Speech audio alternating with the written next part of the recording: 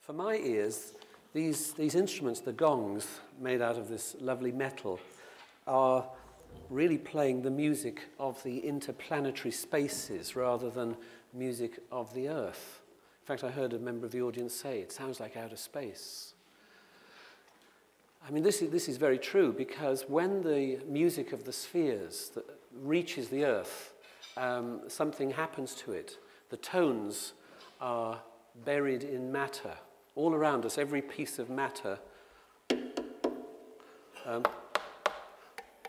they all have tones in them.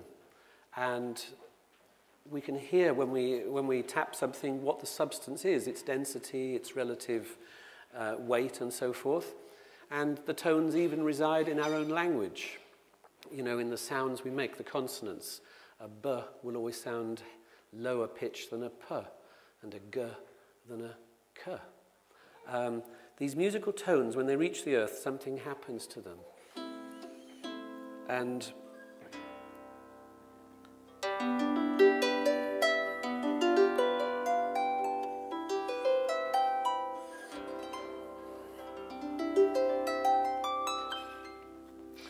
now what I have here is a harp, an instrument on which one can play music, an art form.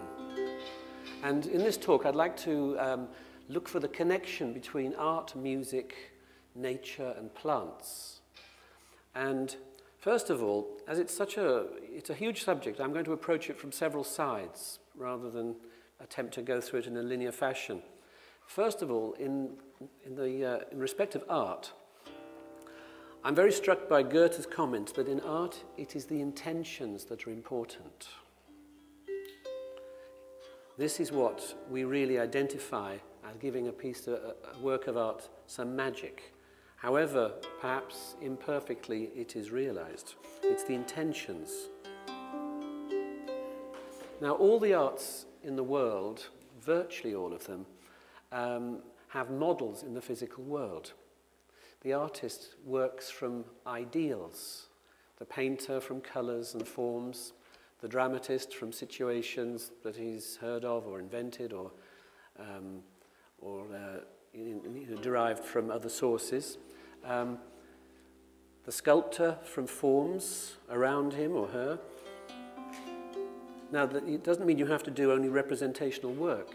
You can combine elements to make non-representational work.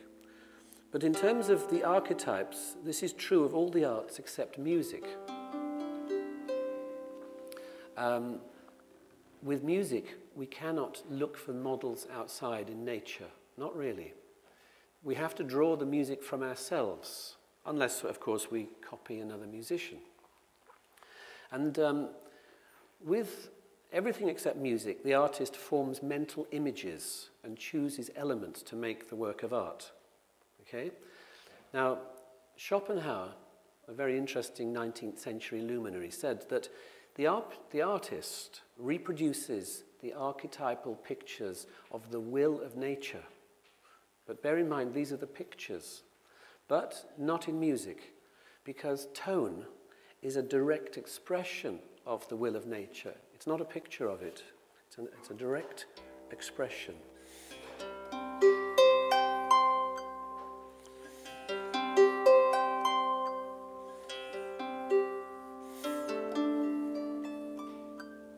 And because of this, because we don't have to form mental pictures, because it's the actual will of nature that we hear in musical tones, music can therefore affect every body, whether you're a baby in the womb, or a babe in the pram, or a child or an adult.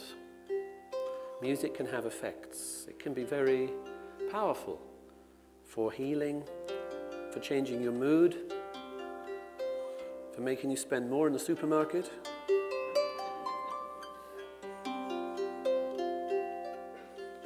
So tone is a direct expression of the will.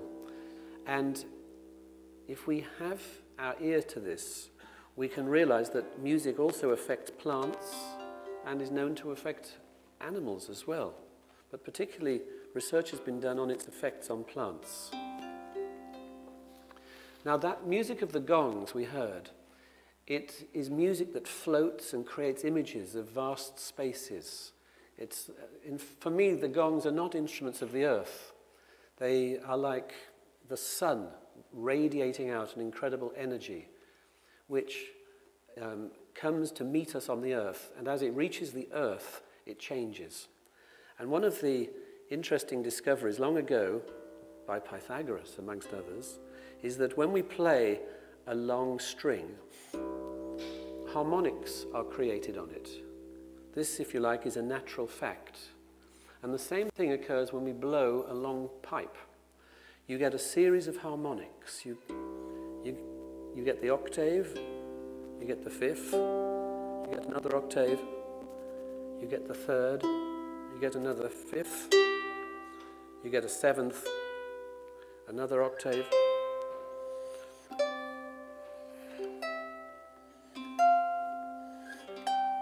And in fact, through purely natural substances, we create the major scale. A scale which naturally wants to rise up. The diatonic scale, do, re, mi, is formed purely out of harmonics that are found in long strings and pipes.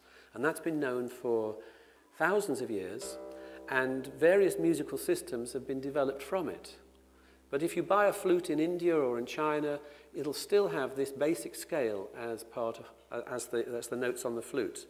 There will be variations, but that's the underlying pattern. It's found all over the world because this basic fact of the harmonics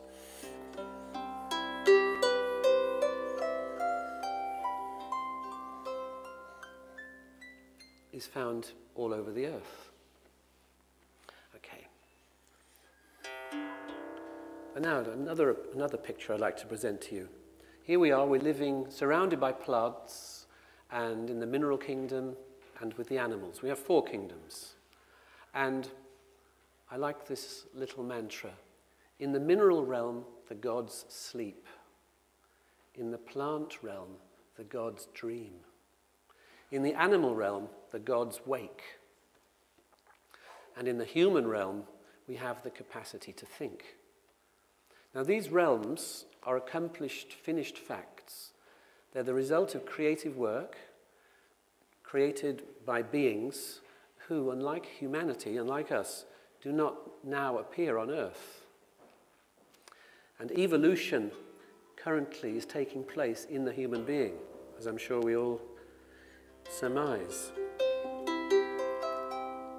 Now, only we, humans, possess a consciousness that can deny the divine. Only human beings are really capable of thinking about what has been created.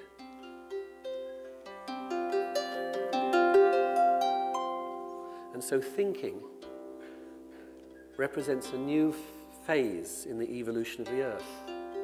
And that's why we're all here today, to enjoy some thinking. Now, the material realm, which is really the only one that humanity has mastered today, out of which all of our buildings and cars and things are made, has the quality of condensation. It condenses, it's hard. And let's say the gods are deeply asleep in that substance. In plants, we see vitality. That is what they express everywhere. The animal, the primary aspect is really desire. And we have all these characteristics on top of which is thinking. I'm talking in very broad strokes here because I know time is limited. So the plant is vitality. And really, we have a very reciprocal relationship with the plant covering of the planet Earth. When we look at the human being, we can even see ourselves as a form of plant. In fact, for the Greeks, they could see trees within us.